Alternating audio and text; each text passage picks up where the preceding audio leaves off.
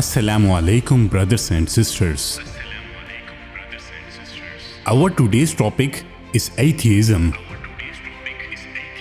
Atheism, in the broadest sense, absence of belief in the existence of deities. Less broadly, atheism is a rejection of the belief that any deities exist. In an even narrower sense, atheism is specifically the position that there are no deities. A person is carrying iPhone model. If you will ask him which phone is it, he will definitely reply, it's an iPhone, which is American company. A person driving BMW, if you will ask, wow, this is a wonderful car, which model is this? They will definitely gonna reply you, this is BMW and it is made in Germany. If you will ask any person that which laptop he is using, probably he is gonna reply, it's Dell, which is again manufactured in America. For every single object in this world, every person has answer that this is the product and this product is made in this company.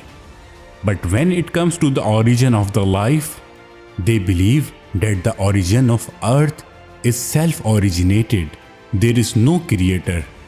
The sun, the moon, and the air, the sea, and the mountain, they will say it originated by self. Does it make any sense to you? We are gonna cover this topic.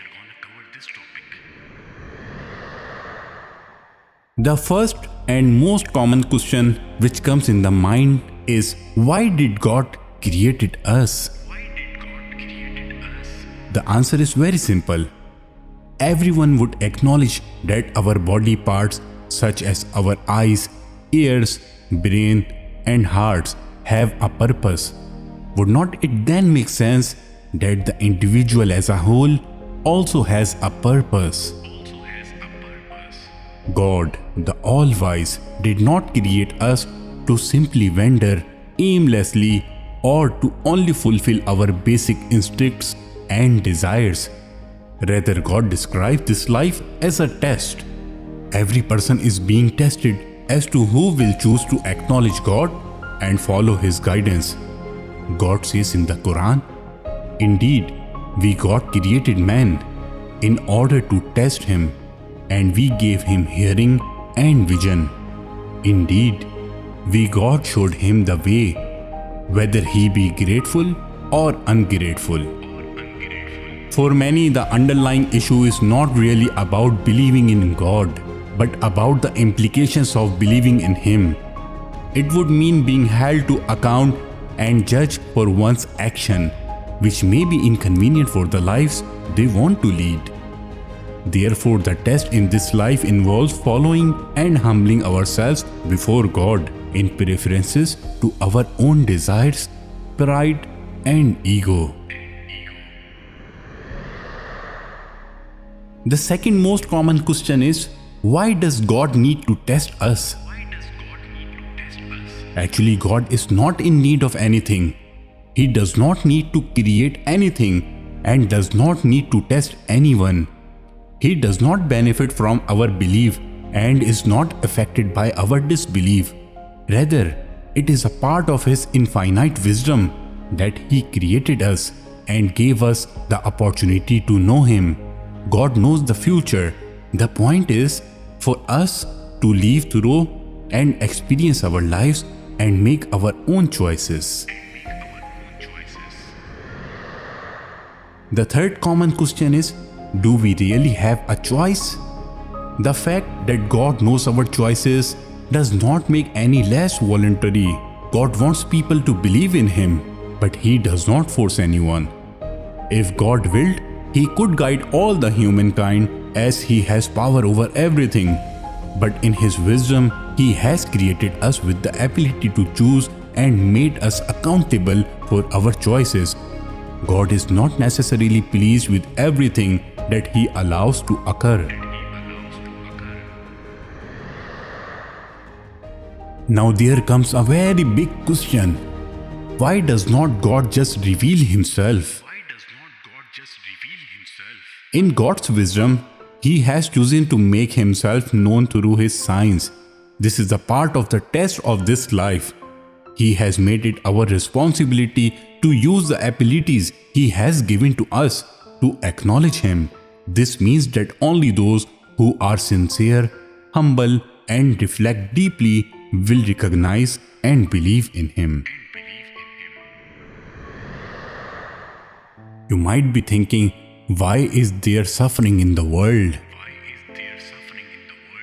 The fact that different people are tested in different ways through various trials does not disprove the existence of God, nor contradict an all-powerful God. Rather, the good as well as the bad that God permits to occur constitutes our test on earth.